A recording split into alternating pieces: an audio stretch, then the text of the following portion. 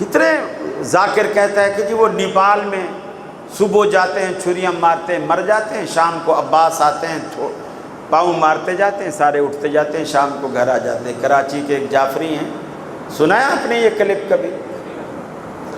اب تو نیا کلپ، وہ تو نیپال والا تو پرانا ہو گیا، اب تو چائنا کا کلپ ہے، جاپان کا ہے اور فرانس کا ہے۔ وہ کہتا ہے آپ ملکوں کے نام گنتے جاؤ، میں آپ کو پوسٹیں بنا بنا کے دیتا جاؤں۔ یہ الفاظ ہیں۔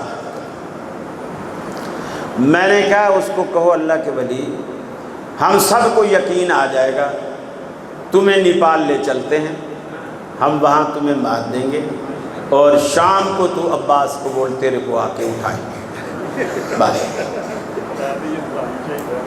مسئلہ ہی حل۔ میرے بھائی یہ سب ایسی باتیں ہیں، لوگوں کو گمراہ کرنا، یہ سب کھانے پینے کے دھندے ہیں اور کچھ بھی نہیں ہے۔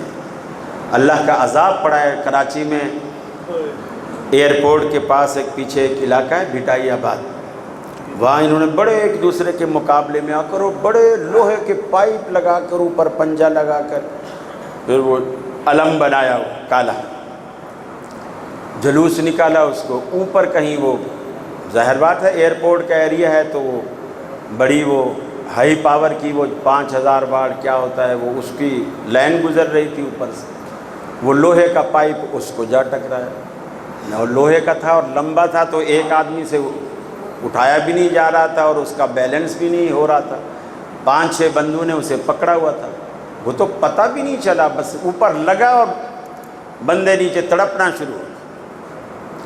آپ نے شاید خبر سنی ہو، تو یہ اللہ رب العالمین کا عذاب ہے۔ اب وہ کہیں گے شہید ہو گئے، ابو بکر کا بغض دل میں رکھ کر کوئی شہید نہیں ہوتا ہے، ذہن میں رکھو۔